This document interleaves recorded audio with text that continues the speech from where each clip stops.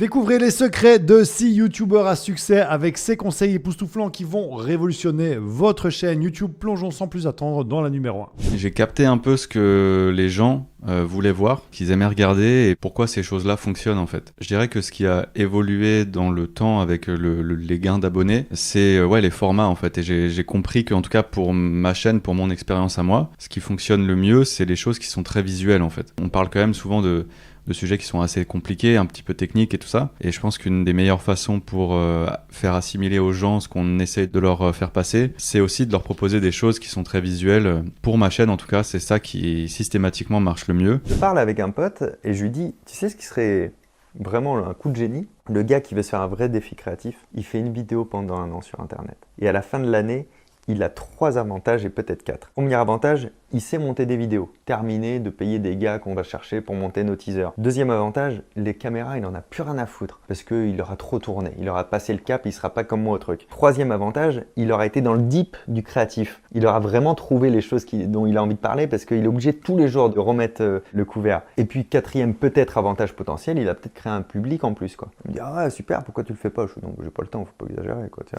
Imagine faire ça tous les jours et tout, hors de question. Moi j'ai le magazine, j'ai la boîte que je viens de lancer, j'ai le spectacle qui tourne bien, vraiment j'ai autre chose à faire. Sauf que l'idée, elle se décolle pas. Je me dis, c'est vraiment le meilleur conseil que je pourrais donner à quelqu'un à ce moment-là, c'est celui-là, quoi, tu vois. Et du coup, 1er janvier, je me lance. Sans passion, en fait, on va faire des vidéos, mais on va pas aimer les faire. On va même pas savoir, en fait, pourquoi on les fait. On va peut-être dire des conneries dedans. On va pas avoir l'envie et la motivation de passer des centaines et des milliers d'heures à faire des vidéos qui peut-être nous rapporteront 50 vues. On va abandonner, en fait. Donc, sans passion, on peut même pas poursuivre. C'est une sorte d'énergie, en fait, dont on a besoin pour pouvoir avancer quand on n'a pas de carburant qui peut venir d'ailleurs. Très rapidement, on se rend compte que la passion, elle est émoussée assez rapidement quand on se rend compte que on n'a pas de vues ou les gens ne nous regardent pas. C'est difficile, hein. Au début, moi, je voyais, je faisais des vidéos, je passais beaucoup de temps dessus, des centaines d'heures, les premières que je faisais. Et je voyais, les gens, ils regardaient pas, et il n'y avait pas d'interaction, et ma chaîne stagnait complètement. Et c'était ultra triste, en fait. Parce qu'au final, on se dit, on passe du temps, mais pourquoi faire? Les clics sont importants dans le sens où, du coup, c'est un indicateur sur l'effet que les gens ont apprécié notre travail.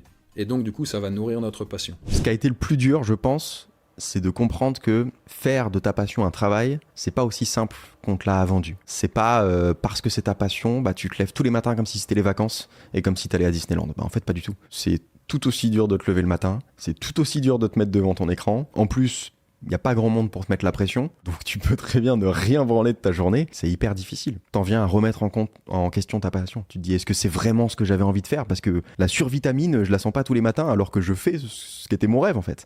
Ça se passe pas comme ça. Il y a à faire avec le cœur. Bien sûr, tu mets les moyens, tu fais avec le cœur, mais aussi, je pense, penser à des contenus qui ont de la longévité, tu vois. Par exemple, nous, sur le Rire Jaune, la vidéo qui a coûté le plus cher, c'est Dragon Ball, le clip sur Dragon Ball, mais aujourd'hui, jusqu'à aujourd'hui, il y a plein de gens qui la regardent tous les mois, tu vois. Et en fait, c'est vrai que moi, j'ai un peu de mal à me dire, vas-y, je vais mettre 80 000 euros, 200 000 euros, j'en sais rien, dans une vidéo, qui, en fait, c'est du consommable, qui a une durée de vie, tu vois. T'as des vidéos, une fois que tu les as regardées, tu sais que tu les regarderas plus jamais parce que c'était juste du divertissement et elles t'ont pas appris grand-chose. Tu me dis, si je mets beaucoup d'argent dans un contenu, je préfère que ce soit un truc, soit qui fasse réfléchir, soit que les gens vont revenir, quelque chose qui va les marquer pour que, au moins, voilà, c'est pas limité dans le temps, quoi. C'est un peu ma vision des choses. Après, c'est sûr que ce genre de contenu est plus difficile à trouver, à imaginer, etc. Mais je trouve que le jeu en vaut la chandelle, comme on dit. YouTube, ça demande de l'engagement, hein. C'est une plateforme d'élite. Vous avez les meilleurs créateurs de contenu sur YouTube. C'est la plateforme des vidéos longues et construites. Et donc, c'est pas juste on lance un direct, on va attendre que les derniers arrivent. Alors aujourd'hui, on va voir ça. Ou faire une petite story en tenant son smartphone à bout de bras. Non, non, non. Hein, il faut bien préparer son contenu. Il faut bien le structurer, bien le délivrer, le monter pour que ce soit dynamique et pédagogique. Et ça demande de s'engager à 100%. La mécanique, c'est que j'ai 5 vidéos d'avance. Donc je pense qu'à partir du 10 janvier, j'ai 0 avance. Je les ai déjà cramées. Ok.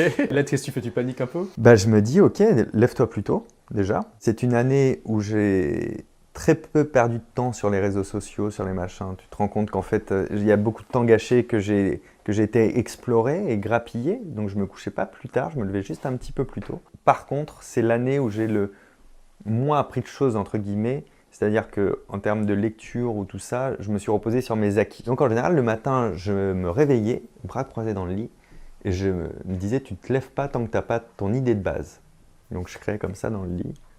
Des fois, je me rendormais un peu, je me réveillais, tu vois, je fantasmais un peu la vidéo que je jouais. Ah, j'avais une idée. Je me levais, J'écrivais, je notais des points plus que du mot à mot, tu vois, tac, tac, tac, je faisais 2-3 recherches, 2-3 bricoles, je tournais et ensuite je montais. Et une fois que c'était fait, la journée pouvait commencer. En fait, le problème quand t'as un esprit créatif, c'est que ça part un peu dans tous les sens. En faire ton métier, ça te demande de créer un process et d'être un peu plus cartésien que tu l'es par nature. Ça, c'est un long travail parce que on te vend tout le temps en fiction qu'un esprit créatif, il faut le laisser divaguer. S'il a besoin de 6 mois pour faire un truc, il faut lui laisser ces 6 mois. Et en fait, au bout d'un moment, quand c'est ton métier, t'apprends que non. Et que ça peut pas marcher comme ça. Et que même Ce travail. pour la création, c'est pas bon en fait.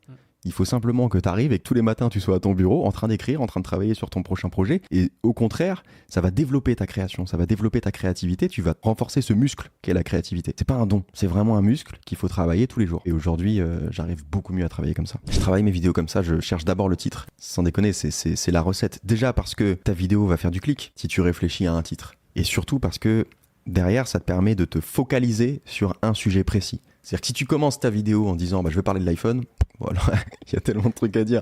Alors que si tu fais un titre du style le problème avec l'iPhone, tu vas te concentrer que sur le problème avec l'iPhone. Maintenant, il faut le trouver. Mais il y en a toujours un. Et en fait, je me suis rendu compte au bout d'un moment que c'est toujours ce que je cherche dans le produit. C'est ce qui peut être amélioré. Ou alors ce que les gens ne comprennent pas. Et en fait, au bout d'un moment, je me suis dit, mais ça s'applique à tellement de trucs. Et ma recette, c'est vraiment ça. C'est de trouver le problème, donc l'identifier, expliquer aux gens pourquoi c'est un problème, comment on peut le régler ou pourquoi ils l'ont pas compris. À titre personnel, il faut que la qualité soit là. Et après, quand on peut faire plus, autant faire plus. Mais du coup, pour ça, avoir plus de gens, par exemple, d'autres monteurs vidéo, ou augmenter la cadence d'une certaine manière, ou ce genre de truc. Si tu fais que de la qualité, tu vas avoir une vidéo, admettons, tous les 6 mois, YouTube va pas t'apprécier, et puis les gens vont te perdre et tout. Alors, plus tu fais en quantité, et moins les gens vont regarder aussi. C'est que si tu fais une vidéo tous les jours, comme les mecs qui font des let's play, ça leur demande beaucoup moins de temps à appuyer sur rec et après envoyer le truc. C'est la quantité qu'ils font, mais après ça se prête au jeu, et puis le jeu, c'est juste le fait de regarder, et ça peut être kiffant pour la personne, et c'est une autre façon de faire, donc chaque chose est un peu différente, et la qualité, la quantité, ça se jauge. Une bonne vidéo pour moi, c'est une vidéo qui laisse une trace. C'est ce truc du mec qui dit « Ah !» Ça, c'est une bonne vidéo. C'est juste, faut qu'il y ait un moment dans la vidéo où ils débloquent un truc, ils comprennent quelque chose. Et moi, à l'écriture, c'est ce qui m'arrive. C'est-à-dire, je suis en train de relier plein d'idées, etc. Je réfléchis le truc dans tous les sens et au bout d'un moment, je me fais « Ah !» Mais en fait, c'est ça qu'ils ont voulu faire ou c'est ça qui leur manque. C'est ce point-là qu'ils doivent améliorer. Une bonne vidéo, juste, il y a un moment où tu débloques quelque chose. Faut qu'à la fin de ta vidéo, le mec ait pas perdu 10 minutes. Je suis pas là pour faire perdre du temps aux gens, je suis pas là pour leur répéter ce qu'ils ont déjà entendu, je suis pas là pour valider ce qu'ils savent déjà, je suis là pour qu'ils captent quelque chose et qu'ils puissent le raconter à quelqu'un. Il y a Nico de Morning Fame qui a réalisé une étude très intéressante sur 3000 chaînes YouTube en comparant les sources de trafic, donc ce qui fait des vues. Et on remarque que le type de source de trafic d'une chaîne YouTube en développement, donc avec moins de 10 000 abonnés, vient quasiment à moitié des recherches faites par les internautes dans YouTube, ce qu'on appelle le YouTube Search en jaune sur le graphique. Donc comme ces chaînes ont peu d'abonnés, c'est logique en fait que les suggestions de vidéos qu'on voit en rose et la page d'accueil en vert n'aient pas encore d'influence sur le nombre de vues. Donc, au début de votre chaîne YouTube, les recherches effectuées par les internautes sont clairement l'option qui vous apportera le plus de trafic. Et pour que vos vidéos apparaissent dans les résultats de recherche, elles doivent être bien référencées avec les moments clés. On veut toujours essayer de penser que plus tu passes du temps et plus tu mets de la passion dans ce que tu fais et plus les résultats seront forcément, ou tu oses le croire, seront forcément au rendez-vous. Alors que la réalité, c'est pas ça quoi.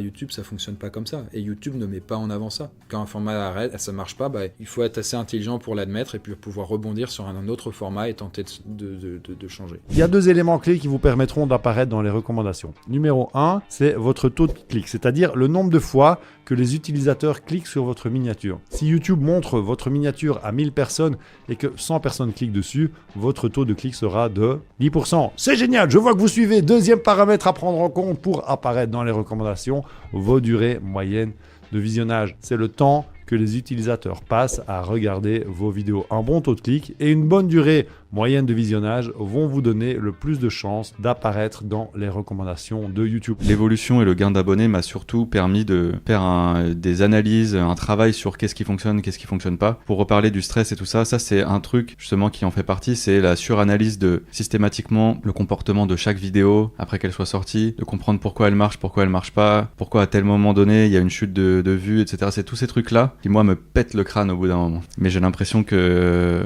c'est impossible en fait.